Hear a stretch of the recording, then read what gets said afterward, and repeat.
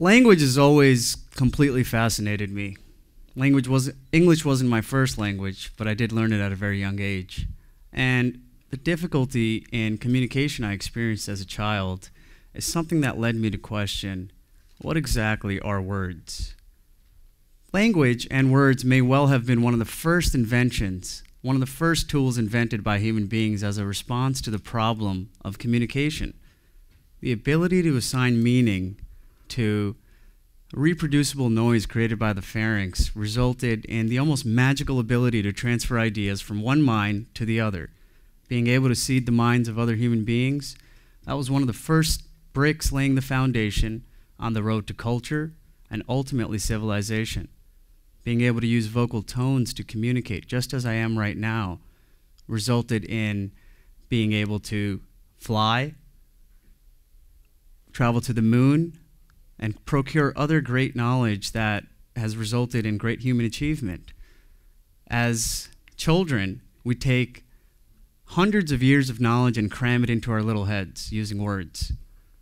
A process that took those people that discovered that knowledge a lifetime to master and understand.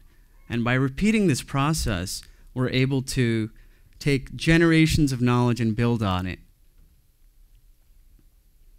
Throughout human history, there's been many times where language has resulted in confusion and great achievement. A great example I can talk about from my personal life is with patients in the clinic who have great difficulty sometimes remembering or being able to describe their symptoms. Another great example occurred in World War II. In 1945, the Allied forces issued the Potsdam Declaration, which called for nothing less than a complete surrender of Japanese forces. Prime Minister Suzuki responded with one word: mokusatsu. A word that can be translated as death by silence or to treat with contempt, but in the context presented likely meant no comment. President Truman responded 1 week later by dropping Little Boy and Fat Man on Hiroshima and Nagasaki, enveloping them in a nuclear mushroom cloud and forever changing the course of human history. Sometimes our words can have dire consequences.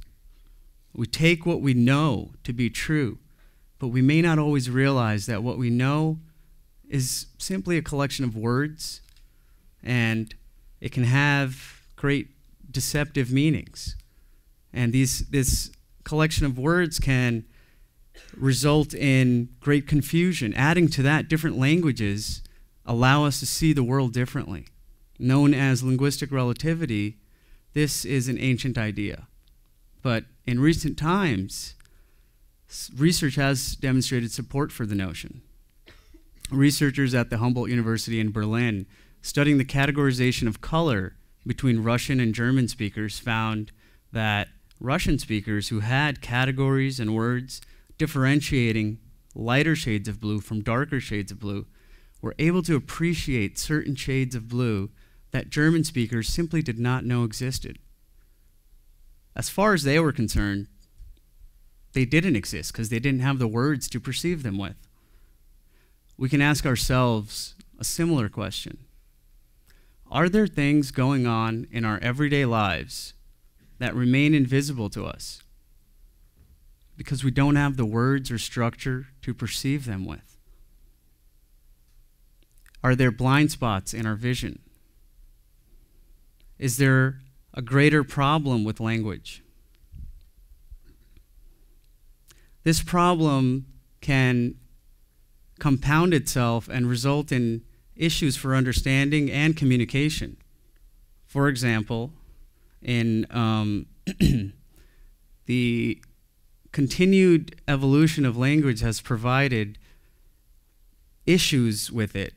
For example, the written word, the spoken word, the internet, the Gutenberg printing press, these have been the great advancements in our times of information. And with each one, the time it took for information to travel from one person to the other decreased drastically. And the advancements in terms of productivity that we received increased drastically. But the issue with this is that they all, they all depended on words, because we simply did not have a way to peer into the minds of our fellow human beings, or so we thought. In 2015, Harvard researcher, chemist, and nanoscientist Charles Lieber published a landmark paper which described a brand new technology, never before seen.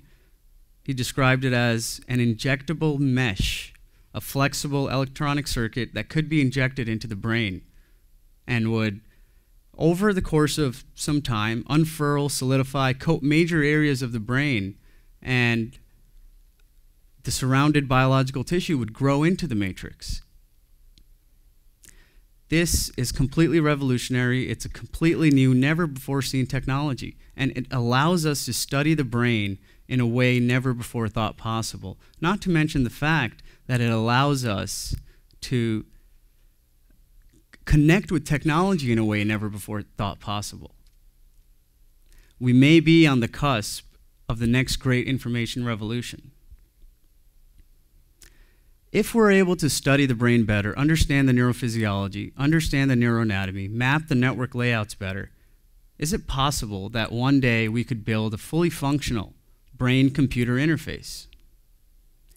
Taking it a step further, is it possible that we could one day build a network of these fully functional brain-computer interfaces, a sort of neurological internet? It may not surprise you that there are a number of entrepreneurs working on this very problem. In 2016, Brian Johnson founded the company Kernel, whose sole mission it is to be able to read, write, and access from the most powerful tool we have, the human brain. In 2016, Elon Musk purchased the company Neuralink, whose sole mission it is to be able to create high bandwidth, fully functional brain-computer interfaces that connect man and machine. With the advent of such technology, a neurological network, the implications on mankind and humanity are far-reaching, and the ripples are going to reach into vast recesses of human existence. And the place of language in such a change is a difficult one to forecast. But I would argue that as language was created as a solution to the problem of ineffective communication, words themselves may one day become a mode of ineffective communication. For example, as I'm speaking right now, speakers in the room are amplifying my voice and broadcasting it as vibration through the air. This vibration then hits the eardrums of every person in this room. This physical signal of vibration is then transformed into an electrical signal in the brain, and it's relayed to different areas of the brain where neurons transform it into meaning. What if I had a tool that would allow me to bypass that physical work of vibration and just directly communicate with your neurons? In the time it takes for me to finish this next one sentence, I would be able to effectively communicate thousands of ideas with you. Words, would they become primitive artifacts in such a world? Will we be able to communicate with direct emotions, intentions, thoughts, feelings, memories? What does this mean for our society? A lot of problems may arise. What does this mean about the privacy of the individual? What does this mean for our education system with the entirety of knowledge a simple thought away? What does this mean for our socio-political atmosphere? Would nation states dissolve just like, would the physical borders of nation states dissolve just like the mental ones? We don't know the answers to these questions. Would the German speakers finally be able to see that light blue color? We really don't know the answers to these questions, but perhaps such a change is inevitable. But we don't want to one day wake up in a world confused and unsure as to how it came about because we were unable to have the necessary conversations as a society. Let's start looking at language differently. Let's start looking at technology differently. So the next time you have a conversation, you send a text message, you send an email, just take a moment to reflect on the complexity of what's going on.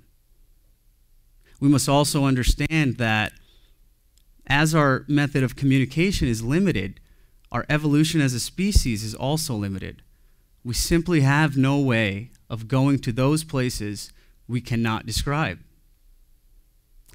So if in our world today we find ourselves plagued by seemingly unsolvable problems, we must realize that perhaps we don't have the words to talk through these problems. Perhaps this time, it's time to go beyond words to reach those solutions. Thank you.